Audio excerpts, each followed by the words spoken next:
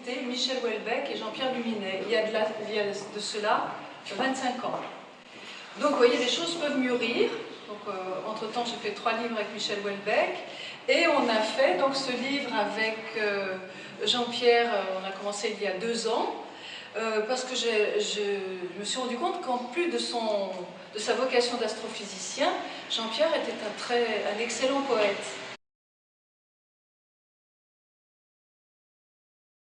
Donc j'avais lu tout ces textes poétiques, ne comprenant pas grand-chose à l'astrophysique, et on a cherché à assembler ces poèmes pour créer un livre.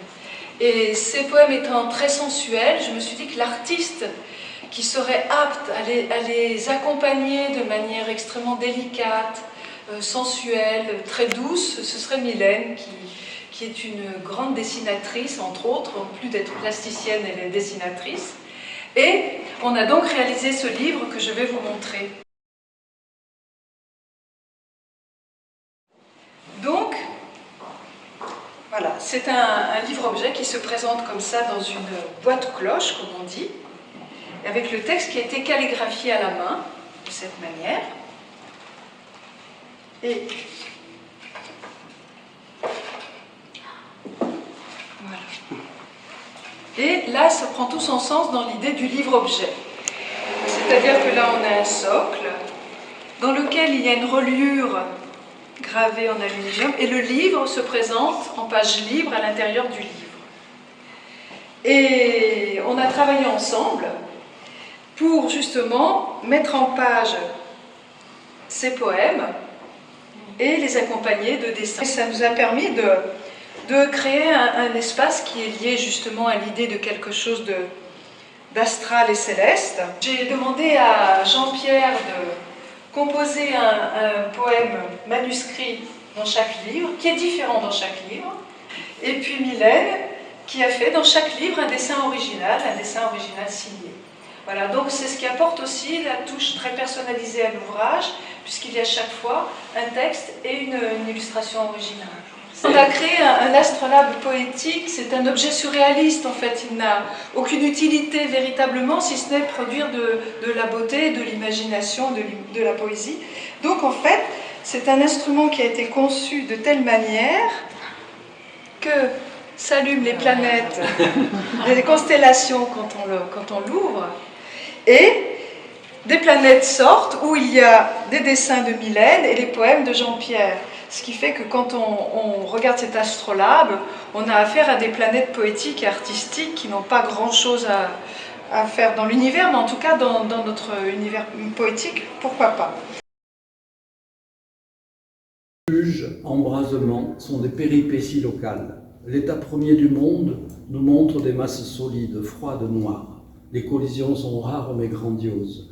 Au premier contact, les amants se vaporisent en nébuleuse.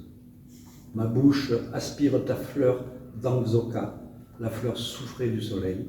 Ma bouche aspire ta bouche, ma bouche colossale savoure l'infini. Voilà, merci beaucoup.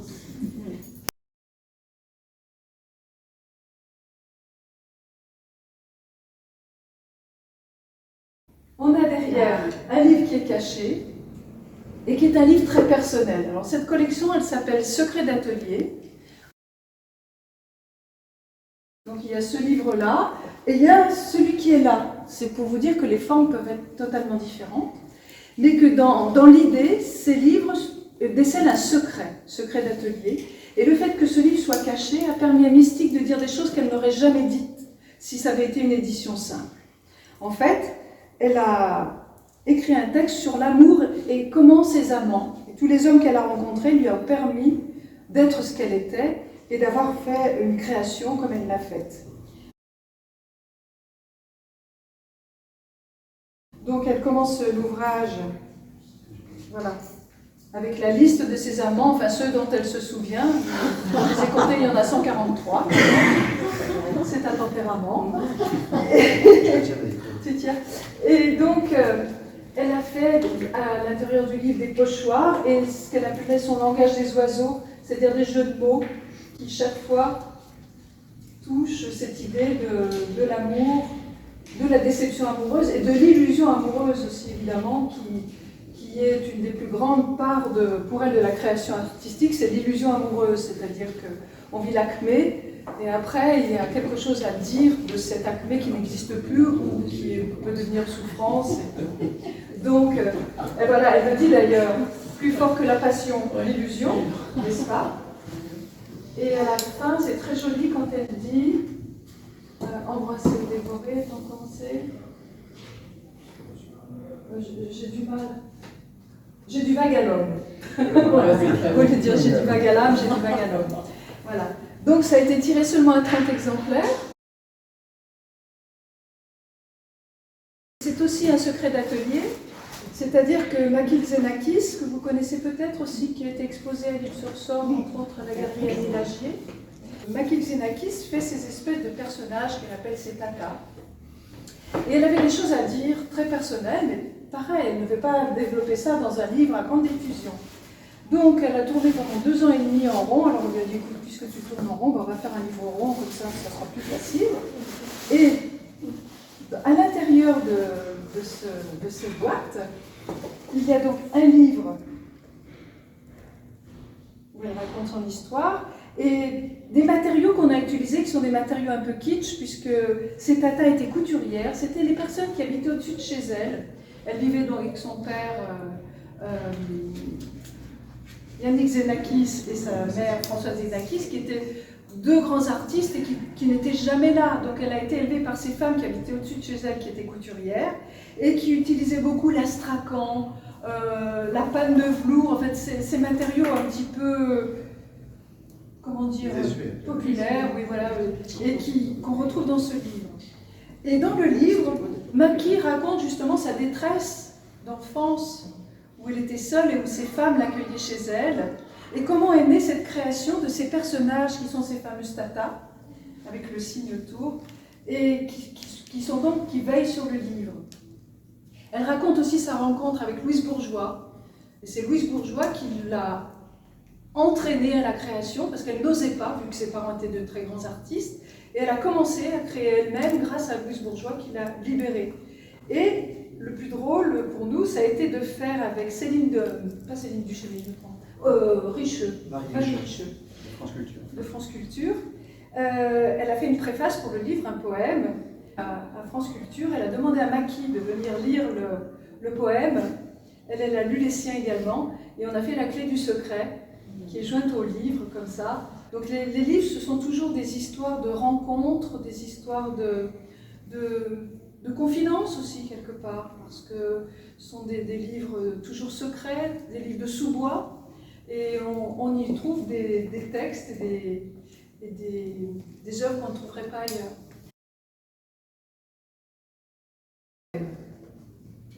Donc l'idée, c'était de faire ce livre en accordéon avec des tirages originaux. Bon, aujourd'hui, on ne ferait plus ça, mais bon, maintenant, on l'a fait à l'époque. Et avec tous ces mots qui obsédaient Lucien à l'époque autour de la zébrure. Et ce livre, quand on l'a sorti, on essayait de le vendre 1200 €, puis on avait bien du mal, c'est bien compliqué. Pourtant, tout le monde le trouvait très beau. Lucien a applaudi quand il est arrivé dans son atelier. Et on en a fait 22 exemplaires, donc on les a quand même tous vendus. Et après, c'était en 2004, je crois, oui, ou en 2006 peut-être. Et après, ce livre a eu son parcours. C'est-à-dire que nous, en tant qu'éditeurs, on est créateurs, mais les choses, après, suivent un parcours spéculatif qui nous échappe totalement. Donc ce livre a été exposé à Paris sur des grands salons, a été exposé à New York. Il a été passé en salle des ventes, il a fait 8 000 $. Et on sait qu'il a été exposé à la galerie Throckmorton à New York à 12 000 $. Donc, vous voyez, dans ces objets-là, en fait, ce sont des objets qui sont créés comme ça pour le plaisir, pour la joie. Au départ, quand on les met en vente, c'est pas facile. Et c'est le temps qui fait le travail spéculatif autour de ces objets, ou le travail de la reconnaissance aussi. De choses autour de la mort, des choses assez difficiles, puisqu'il raconte que quand il était enfant, à l'âge de 11 ans, il a assisté à un accident Ce sont des tôles qui sont tombées dans une voiture et est arrivé à ses pieds la tête d'une petite fille. Et il a été marqué par cette idée de la mort et de la représentation de la mort dans le visage comme ça. Et comme il habitait à Albuquerque, il pouvait aller au Nouveau-Mexique et il allait chercher faire des photographies ou chercher des corps dans les morgues. Et il faisait des vanités inspirées du XVIIIe siècle, des choses magnifiques, très baroques. Il faisait des photographies à partir de ces corps. Nous, on a fait avec lui le seul livre d'artiste qu'il ait fait, avec une trilogie qu'il a fait à Paris, alors qui est quand même toujours un peu dans l'esprit de la sensualité de ce qui nous tient à cœur, qui est donc, malgré son apparence, qui est un squelette, c'est un livre, c'est-à-dire que vous avez ici la page de titre, le colophon, vous avez ici le texte, où Wilkin fait l'éloge de la femme, c'est un grand texte, un très beau texte sur la femme, et ensuite ça se présente sous cette forme-là, un triptyque, ce sont des mises en scène en fait, Photoshop n'a rien à voir là-dedans. Ce sont des mises en scène que fait Wilkin avec des textes et des gravures également, des colorisations où la mort est toujours présente. Et il nous racontait que cette femme que l'on voit là, qui est en train de lire, la lectrice, elle a un serpent sur les genoux, donc c'est un véritable serpent qu'elle avait sur les genoux. Et elle tremblait tellement, elle avait tellement, comment dire, elle était terrorisée, qu'il n'a jamais réussi à faire une photo nette. Donc, du coup, il a colorisé sa photo, il en a fait autre chose, et ça reste une très belle photo sur la lecture et l'imaginaire. Assidu depuis mon enfance, n'ayant pas de vocation particulière pour l'astrophysique dans mon enfance, c'était plutôt la musique, les arts plastiques, l'écriture, la poésie, et j'ai toujours conduit en parallèle toutes ces activités qui se complètent.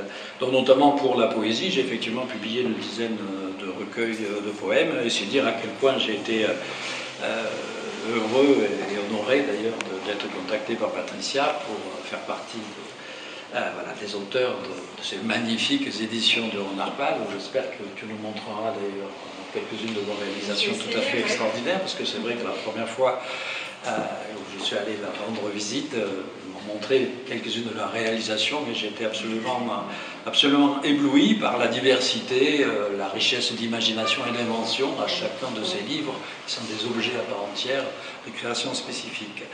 Donc, après le projet, effectivement, Patricia vous l'a expliqué, s'est développé autour de effectivement, ces magnifiques idées d'Astrolabe, de ce qu'on appelle les volvelles, les choses rondes que l'on trouve dans certains beaux livres d'astronomie du XVe et du XVIe siècle.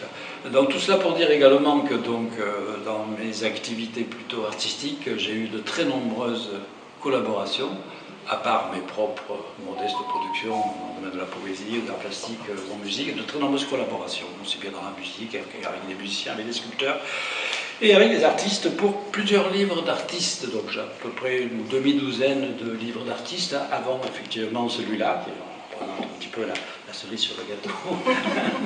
Donc par exemple, brièvement, je peux vous montrer rapidement deux ouvrages avec une artiste qui s'appelle Brigitte Tartière.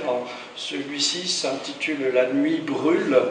Alors, au départ, c'est à propos de l'éclipse totale de soleil qui était observable en France en 1999, j'imagine que vous vous en souvenez.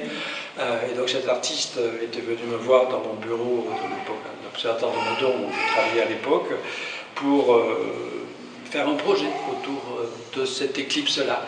Et donc, on a conçu ensemble cet ouvrage, voilà, comme ceci, qui est un accordéon, dans lequel, en fait, elle m'avait demandé d'écrire deux textes entremêlés, un texte poétique et un texte un peu plus pédagogique sur les éclipses, dont les mots étaient entremêlés, inscrits dans ce cercle-là. Et Brigitte Tartière a cousu un mot sur deux, donc dans la première partie de l'éclipse, on lit la description astronomique d'une éclipse. Dans la partie de l'éclipse totale, tout est caché, tout est masqué, et dans la sortie de l'éclipse se révèle en fait le poème qui n'a plus grand chose à voir avec les éclipses, c'est plutôt d'ailleurs un poème également sensuel d'une certaine manière, et donc voilà cet accordéon qui raconte cette éclipse, et puis comme c'est cousu avec des fils de laine, eh bien, à l'arrière ça fait ça, et ça ressemble un petit peu à des cartes du ciel, notamment au milieu, ou alors les cartes du ciel lorsqu'on fait une photographie avec un petit temps de pause sur le ciel, eh bien, effectivement, comme la Terre tourne, il y a des traînées lumineuses que font les étoiles dans le ciel. En fait, c'est ça, c'est quand en fait la forme livre en fait devient en fait l'objet à la fois de la réflexion et de la création. Donc ça, c'est un livre que j'ai fait parce que moi je fais beaucoup de dessins et je me suis intéressée en fait au monde ouvrier et spécifiquement au monde ouvrier du textile. Et du coup, voilà, j'ai exposé donc à Roubaix, à la manufacture du textile, là-haut qui était une grande région, et puis à côté de Lyon, qui est aussi une grande région autour du textile. Et le fait d'aller exposer dans ces usines, j'ai vraiment eu envie d'intégrer finalement la mémoire des lieux et des personnes qui ont été là. Donc je me suis inspirée vraiment du lieu. Au début, bien sûr, je savais que j'allais présenter des dessins et tout, mais j'ai voulu faire quelque chose de spécifique au lieu. Donc c'est une usine qui est proche donc de Lyon. Donc j'ai récolté en fait toute la production qui était faite à l'intérieur. J'ai travaillé un peu avec les archives pour comprendre un peu les ouvriers, la mémoire ouvrière, comment ça s'était passé dans la région. Et en construisant en fait cette exposition au fil des mois, parce que j'avais 1 an pour la préparer en fait, j'ai travaillé sur un livre en me disant je vais recueillir exactement comme il y a des livres où on met les modèles de tissus, je vais faire tout ce que je récolte. Donc voilà, donc c'est un livre que j'ai appelé Tisseur-tisseuse. Voilà, donc que j'ai brodé. Tous les textes sont brodés. Voilà, tous les textes sont brodés. Et donc elle a bâti Montgascon, voilà. Et donc ça c'est des tissus qui étaient produits dans l'usine. Ça c'est les canettes qui servent aux machines. Voilà. Ça c'est des visages d'ouvriers, d'ouvrières dont j'ai pu récolter des photos. Voilà, donc petit à petit, à chaque fois, j'ai avancé comme ça. Ça, c'est des échantillons de tissus qui étaient produits dans ces usines. Ça, c'est un peu pour marquer la mémoire de ces personnes, en fait, qui se retrouvent anonymes, puisqu'on les a oubliées, elles sont noyées dans la masse, on dit le monde ouvrier, mais ça ne devient plus personne, en fait. Donc c'est un peu comme ça, une invisibilité. Donc c'est un visage qui est percé, donc percé par des aiguilles, comme ça, c'est comme ça qu'il est dessiné. Donc là, il est percé par des aiguilles, mais sur du noir. Enfin, voilà. Ça, c'est des portraits, j'en ai retrouvé que 3, qui sont les portraits des canuts qui sont passés dans les procès après la révolte, en fait, et qui ont été condamnés. Donc, je ne peux même pas lire les noms. Donc, moi, j'ai pris des croquis qui ont été faits, comme ça, des caricatures qui ont été faites pendant les procès. Voilà, j'ai reproduit un peu les visages. Voilà. Et c'est lui, en fait, qui va, avec le titre, donner un sens, en fait, à l'objet. Donc voilà, je lui apporte ce livre que j'ai fait avec des encres. Donc une petite boîte comme ça. Et ça, ce sont des mains, qui sont les mains de toutes les personnes qui étaient présentes à la résidence. Donc il y a une main de Michel Butor, une main de Marie-Jo, sa femme, une main de Maxime Godard, photographe. Il doit y avoir la mienne. Il y a une main de Ouida, qui était un artiste marocain qui était avec nous. Enfin voilà, Farid Belkaya, voilà. Et donc j'avais pris l'empreinte des mains. Je voulais faire ce livre en fait sur place, mais je suis revenue chez moi, j'avais que les empreintes de mains. Et quelques mois plus tard, j'ai fini par faire ce livre. Je ne savais pas du tout, voilà, mais je l'ai fait comme ça. Je l'ai donné à Michel sans lui dire d'où venaient les mains. Et il a appelé donc ce livre Boîte à gants. Voilà. Et sur chaque main, il a raconté quelque chose de cette personne qui aurait porté ce gant. Voilà. Autre livre, pendant que j'y suis, que j'ai fait avec Michel, donc quand moi j'ai perdu mon compagnon la même année que lui a perdu sa femme. Et on était proches géographiquement d'une heure, on était amis, donc je suis beaucoup allée le voir. Ça m'a beaucoup aidé dans cette période-là. Et je l'ai aidé à ranger son bureau. Donc comme on s'est mis à se voir très régulièrement, toutes les semaines en fait, un jour je lui ai dit, allez Michel, donc je suis repartie sur la même idée. Mais là par contre je lui ai dit que je faisais ça. Donc j'ai pris l'empreinte de nouveau, l'empreinte de sa main, et puis de nos visages. Donc j'ai fait... Ensuite, j'ai fait en pochoir, donc de nos bras, voilà, donc de nos silhouettes, voilà.